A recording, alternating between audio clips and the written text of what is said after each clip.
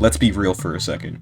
I don't think it's a super unreasonable thing to say that speedrunning would not be as highly regarded as it is in the vast world of gaming today if it weren't for a lot of the cool and epic tricks that occasionally get thrown in there to give people who haven't seen them before something to go.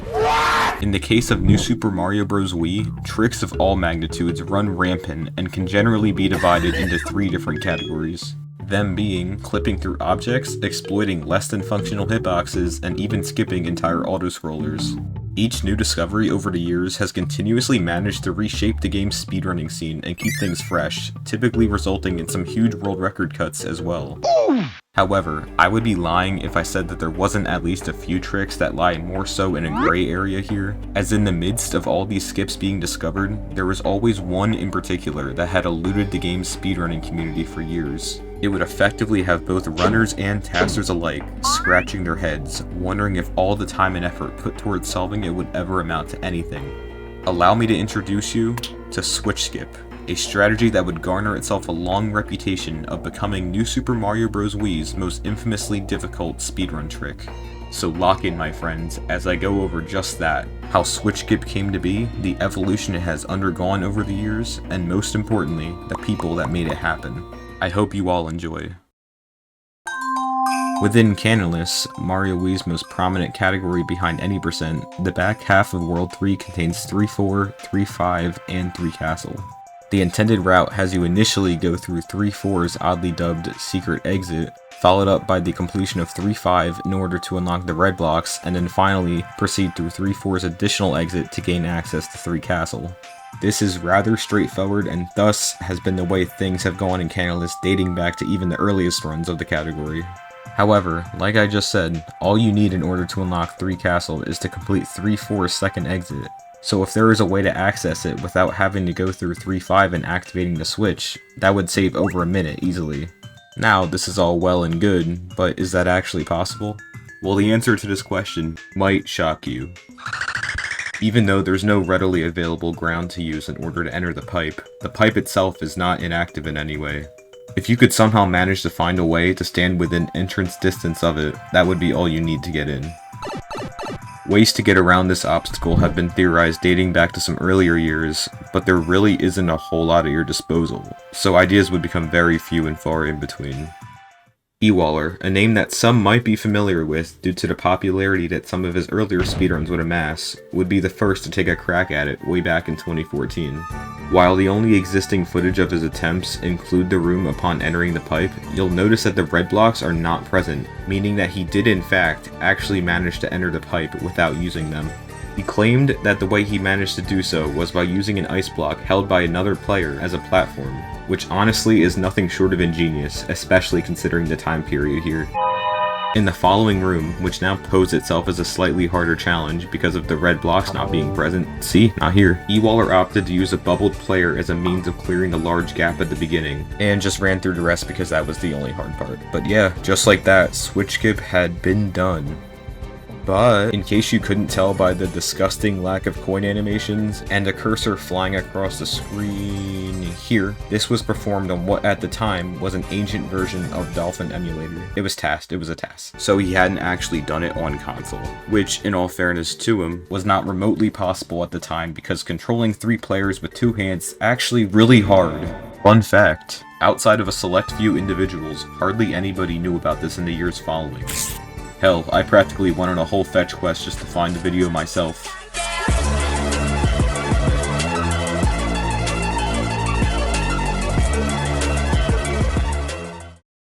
Admittedly, that basically covers the entire early history behind Switch Skip. This doesn't come as the biggest surprise ever, considering that Ewaller was already pushing the brink of 2014 movement standards as is. So in order to see the next instance of Switch Skip being done, we would have to fast forward 6 years ahead, all the way to 2020. Though it was long thought to be the first, the Coding Boy would provide yet another task of Switch Skip as a product of some discussion regarding its feasibility. Coding would use what was fundamentally the same idea that Ewaller had done prior to this, using 3 players with both the first and second using ice blocks to act as platforms. He also made sure that going into the next room, that at least one player had a propeller equipped in order to trivialize the first jump even further. So as I had alluded to before, we obviously know now that this was technically not the first time Switch Skip had been pulled off. Given that a lot of older players had dwindled out at this point, and that 2020 would become widely known as the game's most active year in speedrunning, there would be lots of new sets of eyes on the video as a result. So, Switch Skip being done in co-op mode is great and all, sure, but in the context of full game related activity, multiplayer was, and still is, largely banned in what are considered to be the single player categories. No rules of any category, let alone canonless, permit entering and leaving co-op mode just to perform one trick. That is, any category other than max %. Basically what I'm saying is despite how flashy these multiplayer Switch Skips were, it was pretty safe to assume that there really wasn't going to be a whole lot of applicable use that came from them. What's not safe to assume is that everybody would just let it remain that way. Esteemed NSMBW tasser, Cryptic, decided to finally begin looking into ways of getting around this barrier in December of the same year. Between the days of the 10th and the 12th, a plethora of ideas would begin flooding in and tested to the point where one-piece Switch Skip would seemingly turn into a community-wide project overnight. And by the 11th, there would already be a promising route set into motion, which, simply put, would prove to be absolutely abysmal for anybody hoping to perform Switch Skip on console. To start, 2 Koopas, one from early in the level and one later on, would be stunned into their vulnerable states on the rightmost iceberg. From here, the goal was to freeze the first Koopa and use it as a platform to jump off of to ideally land on top of the pipe, while simultaneously bringing the second along with you to then use as the platform to enter it. Yeah, so unfortunately the 1 tile's worth of standing distance you have on the frozen Koopa is nowhere near enough space to get running speed for a momentum jump, so gaining enough height to reach the top of the pipe was essentially impossible. All hope was not completely lost though, as our very own Billy Joe 66 would present a groundbreaking idea just hours after this issue was ran into. He suggested bringing a third Koopa into the mix, with this particular one being placed on top of the pipe with the propeller ahead of time to freeze later on. This now meant that the second Koopa could instead be used to shell jump off the pipe in order to get that little bit of extra height needed. Unsurprisingly, this wouldn't go without its fair share of struggles, primarily because... yeah, unfortunately things like items, and this hill, and in this case, Koopas, will do this little thing, I don't know if you've heard of it, called despawning, if you venture too far off screen while they're still loaded in. This would essentially be game over if there was no way to do the entire setup without leaving the area, and the biggest thing that stood in the way of that would be this penguin. Luckily, Billy would clutch up with yet another proposal, this time being with probably one of the most bizarre mechanics that exist in this game, even by today's standards. Penguins are unique in the way that once you spawn one in from a question block, it will slowly start to waddle towards the direction that Mario is in. Billy found that this can actually be used to our advantage by transporting one on top of a nearby ice block all the way back to the setup area. Rest assured, this is nowhere as easy as it looks, with several awkward adjustments having to be made along the way, while also having to deal with the occasional which makes the penguin jump. Now you may be thinking, well, what about all the shells you just made a gigantic deal about despawning? And to that I say, very good job, you were paying attention. But it also just so happens that the icebergs too possess a very peculiar and possibly exclusive mechanic as well, where they actually act as global ground. For the uninitiated, this means that no matter how far off screen you go, anything you leave on them will always remain loaded in. This would more or less mitigate the entire issue with despawning shells. Just leave 2 of the 3 on the furthest iceberg right before the penguin transport, and you were good. This was the final hurdle standing in the way of making One Piece Switch Skip a reality, and now that all of the stars had aligned, there would be some real potential to make this work. And so by the morning of the 12th, everybody's work and contributions toward this behemoth of a trick would finally pay off.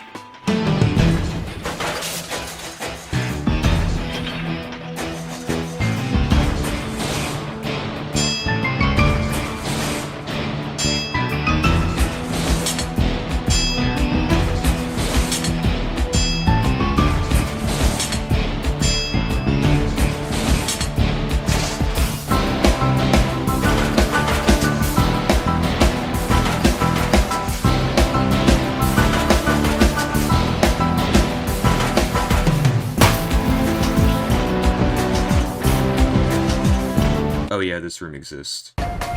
Fortunately though, due to a well-known mechanic, appropriately dubbed one-sided wall kicking, the gap here can be cleared with basically no trouble whatsoever. The way everything happened to work out the way it did was quite literally nothing short of a miracle, and while I only discussed the major ideas and contributions from Cryptic and Billy, there is a whole list of people who deserve credit for making this happen. So here it is. This discovery would inspire the creation of an entirely new canonless task shortly after, which would be published by Cryptic and Squash in August of the following year. As expected, with this task came a much more polished 3-4, shaving an entire 43 IGT off of the initial final pipe entry, which, if you do the math, equates to just over 32 seconds in real time. So, that's a pretty huge chunk. Surely that meant there was something massive found during the time in between to cut that many seconds off, right? Okay, well what I neglected to mention till now is that the first ever One Piece switch skip was really nothing more than a LOTAD, or in its non-abbreviated form, a low-optimized tool-assisted demo. It's basically just a fancy way of labeling tasks that are made for the sole purpose of showing off a new idea or strategy, without lots of hyper-optimizing being implemented. That being said, most of the time save in the canonless task came from a much more optimized penguin transport, but the rest of the 32 seconds kind of just accumulated from cutting corners in tons of places that the LOTAD did not. Like this one more thing that I've put off mentioning until now is that because you would enter 3 castle with penguin instead of propeller after switch skip, a mushroom house must be used earlier in the run to get more propellers to equip beforehand, because good god, you absolutely need one in this level. This trip to the mushroom house also kind of ends up working out in your favor because it allows you to skip an otherwise necessary star house as well. With this deficit taken into account, switch skip was now estimated to save, I don't know, because no one actually ever bothered to time it, but it saves something. It saves something. And that, dear viewers, is where the history of switch skip would come to its final conclusion.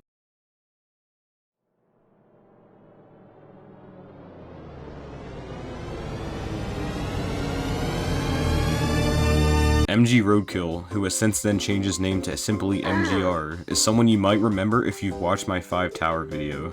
He is what I would personally consider to be the best NSMBW taster there is, and over the course of the next year into the end of the summer, he would manage to discover 3 entirely new methods of getting switch skip. Not all of them were super practical, like this one that involves some jank star manipulation, but there were 2 that seemed much more promising than the former. I'll be putting this one on the chopping block for later, but for now I'd like to redirect my focus to this particular setup. Rather than going through the effort of landing on top of the pipe, this one would instead require you to freeze a shell while you're descending to create a perfectly sized gap that you can barely squeeze through and actually stand on. While it did have the potential to be easier than the OG setup, that didn't really make it, easy. The position the shell must be frozen in is still very precise. Freeze it too early and you won't be close enough to the pipe to enter it. Freeze it too late and the ice breaks. So I got to work, and I think I might have something now. Good luck, Skippy. Wait, who? Dude. Oh my god. Oh my god. Oh my god. Oh my god. Come on. No, f up. Just do it. Just do it. Good have gone. Good have gone. Come on. This very excited individual right here is best known as Skippy, and outside of setting the occasional world record in New Super Mario Bros. DS's Wrong Warp category, he was a top full game runner and a personal rival of mine over the years. It's okay, we're cool now though. Something about switch skip resonated with him, and as soon as MGR began posting all of these different variations of the trick, Skippy decided to try some attempts on stream before quickly settling with the under the pipe method that I discussed earlier. One stream would quickly turn into a full-blown grind, and whenever Skippy wasn't busy with school or other speedrunning, he was your son. Why did you see that? He would be streaming genuine hours of switch skip. The fact that the trick itself only takes about a minute max to pull off makes for a good side project on days when maybe you don't have any more time for full game attempts. So that was essentially his game plan and how he chose to go about the trick. And to say he would get some close calls would be an incredible understatement. I'm ready to get switch skip, dude.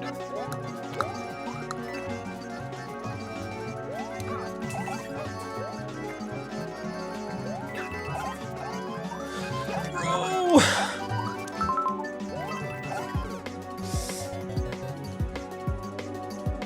Right position, but didn't clip in.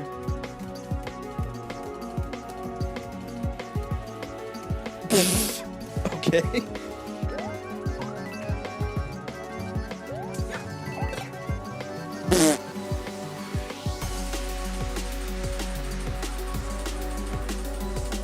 Dude, that was so close. The fuck? I just didn't have enough speed. Dude, this is so close.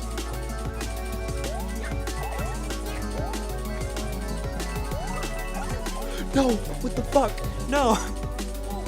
Dude, no.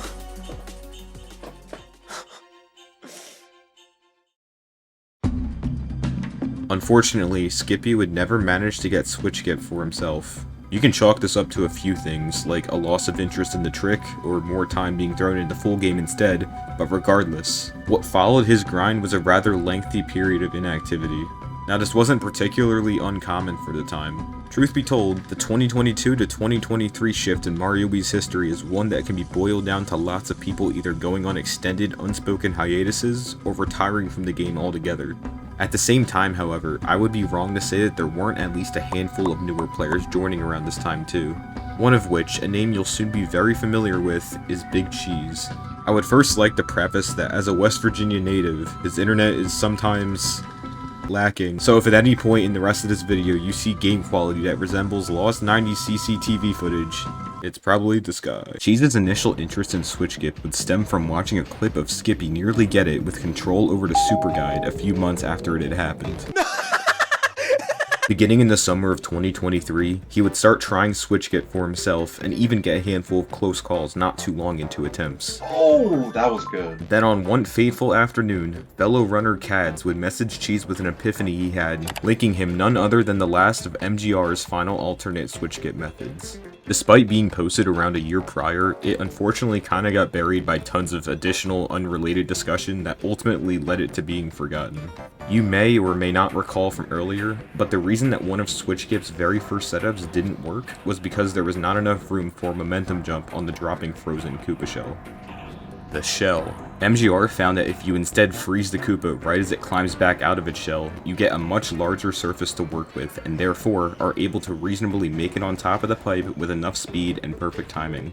With this new strat now officially established, Cheese would waste absolutely no time getting to work, and literally within the hour, would manage to be the very first human to land on top of the pipe, albeit with a pretty noticeable lack of Koopa. But hey, progress is progress. In addition to this, Saria would also push out a Revolution patch that would allow for the ease of practicing everything post-pipe landing by spawning you already on top of it right after the level loads in. With all of this being said, it was surely just a matter of time until the deed was done, right? Right? Due to Cheese's on and off playstyle with not only Switchgip, but pretty much every other aspect of the game as well, it wouldn't be until December that any notable progress would happen. He would start up attempts and almost immediately get on top of the pipe, shell in hand, and then again 20 minutes later. Oh. No! But as you'll see in just a second, these would all pale in comparison to what happened just 3 days into the new year.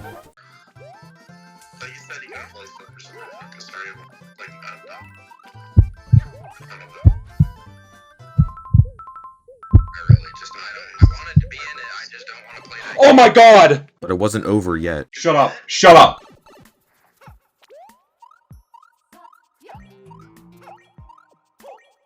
It's real! It's real! Oh my god. No, no, no, no, no, no! Okay, whether or not this actually counted was sort of up for debate. Most people more or less accepted it for what it was. Pretty much everyone other than Cheese. However, just 3 days later, this would no longer be an issue.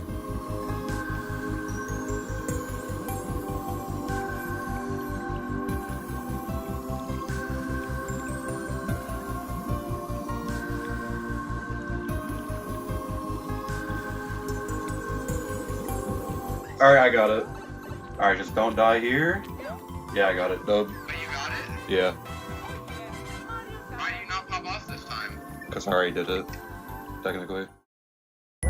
Me saying this won't do it any justice, but this truly felt like the pinnacle of Mario Wii when it happened. Going and performing a trick that was believed to be humanly impossible for over a decade, and later made just barely doable thanks to several new setups and improvements along the way.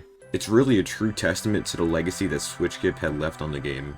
Players such as Cads, Rhino, and I say this very humbly, but myself, were also able to get the trick at one point or another, but none of which truly lived up to the hype of when Cheese did it for the first time. But what if I told you our story doesn't end here?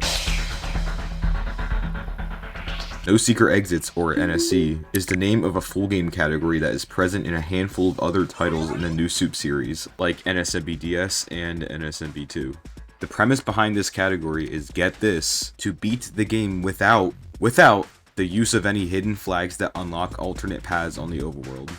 So, Secret Exits. Is it arbitrary? Sure, but just like any other non-traditional category, it brings life to other parts of the game that aren't usually seen in speedrunning staples like any percent or warp, canonless. For mainly this reason, NSE had periodically been suggested as a brand new category idea for Mario Wii, dating back as early as 9 years ago, and usually shut down minutes later because of 3-4. I know I mentioned this way earlier, but it's still so bizarre to me that the developers decided to put the exits in the order they did, with the regular one being obtained second in the order you're intended to access them. Though to be fair, it's probably a good thing they did, because if the flags were reversed, you'd have zero choice but to use the secret to progress anywhere past this point.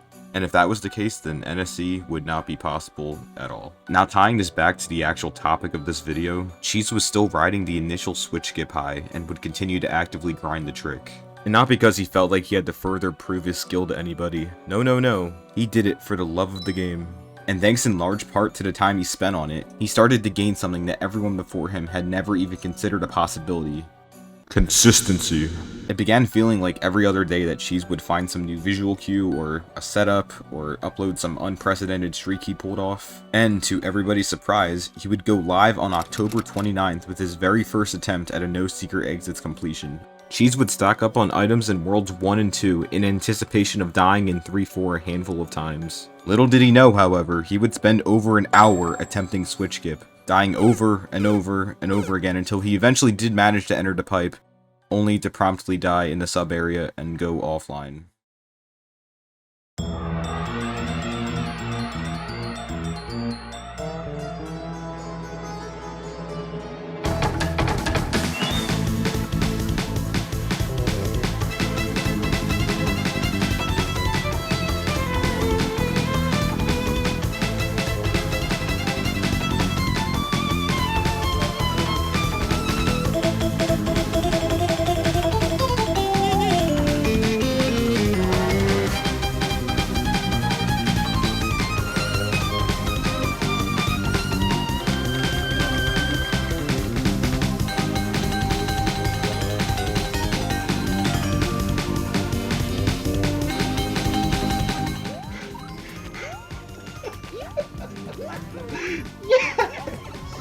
Let's go! It's happening.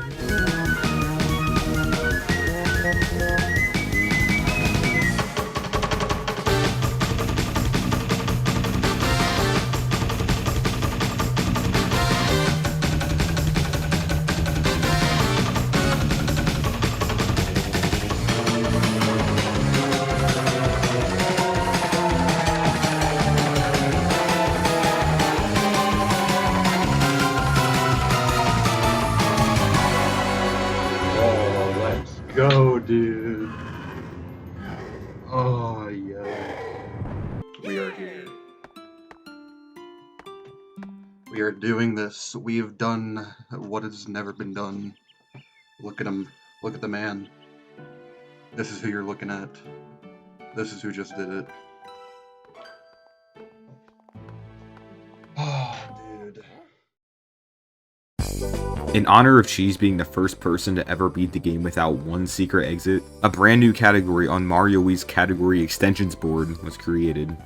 If we fast forward a bit to this past summer, aforementioned Cads would prove himself to be a legitimate NSE record contender after gaining some switch skip consistency of his own.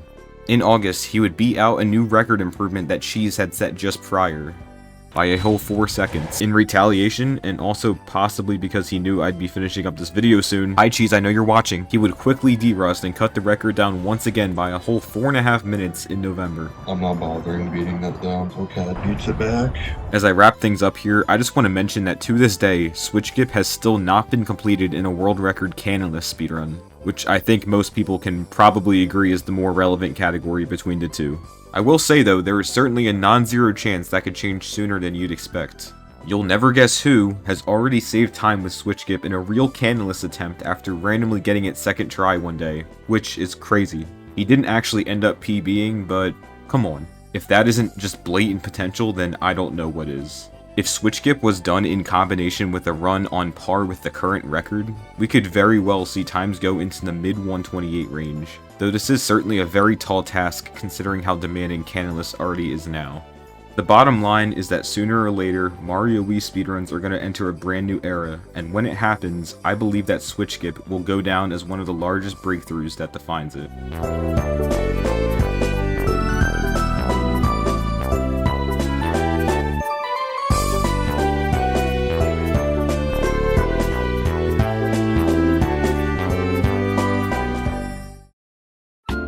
Real quick, I want to give some special shoutouts here. This video literally would not exist without the unreal amount of help I've gotten from MGR, Cheese, and Rhino.